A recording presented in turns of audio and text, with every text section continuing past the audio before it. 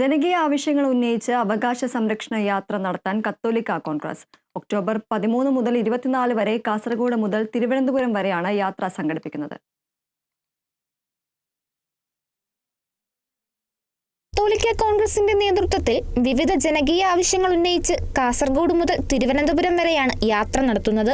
October 13-ന് കാസർഗോഡ് ജില്ലയിലെ പാണത്തൂരിൽ arch bishop Mar Joseph Pamplany അവകാശ സംരക്ഷണ യാത്ര ഉദ്ഘാടനം ചെയ്യും. നീതി ഔദാര്യമല്ല അവകാശമാണെന്ന മുദ്രാവാക്യവുമായി രാജ്യത്തിന്റെ ഭരണഘടനയും മതേതരത്വവും സംരക്ഷിക്കുക, JB കോശി കമ്മീഷൻ റിപ്പോർട്ട് പ്രസിദ്ധീകരിച്ച് നടപ്പിലാക്കുക, വന്യമൃഗ ആക്രമണം ശാശ്വതമായി പരിഹരിക്കുക തുടങ്ങി വിവിധയിനം ആവശ്യങ്ങൾ ഉന്നയിച്ചാണ് അവകാശ സംരക്ഷണ യാത്ര നടത്തുന്നതെന്ന് കത്തോലിക്ക കോൺഗ്രസ് പറഞ്ഞു.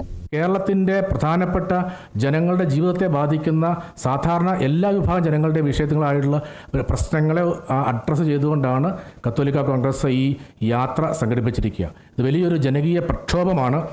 കാസർഗോഡ് മുതൽ തിരുവനന്തപുരം വരെ നടക്കുന്ന വലിയ പ്രക്ഷോഭമാണ്. എല്ലാ സ്ഥലങ്ങളിലും വലിയ പ്രകടനങ്ങളും റാലികളും എല്ലാം ഉണ്ടാകും. അഭിമന്യ പിതാക്കന്മാരും സാമൂഹ്യ പ്രവർത്തകരുമൊക്കെ ഈ ജാഥയെ അഭിസംബോധന ചെയ്ത് സംസാരിക്കും. സീറോ മലബാർ സഭ മേജർ ആർച്ച് ബിഷപ്പ് തന്നെ ഈ ജാഥയിൽ പങ്കെടുത്ത് ഈ വിഷയങ്ങളെക്കുറിച്ച് പൊതുസമൂഹത്തെ അറിയിക്കുന്നതാണ്. വലിയൊരു പ്രക്ഷോഭത്തിൽ കത്തോലിക്ക കോൺഗ്രസ് തുടക്കം കുറിക്കുകയാണ്. ജാഥയ്ക്ക് 14 ജില്ലകളിലെ വിവിധ കേന്ദ്രങ്ങളിൽ സ്വീകരണങ്ങൾ നൽകും. ഒക്ടോബർ 24-ന് തിരുവനന്തപുരം സെക്രട്ടേറിയറ്റിലേക്ക് നടക്കുന്ന ജാഥ വമ്പിച്ച പ്രകടനത്തോടെ സമാപിക്കും.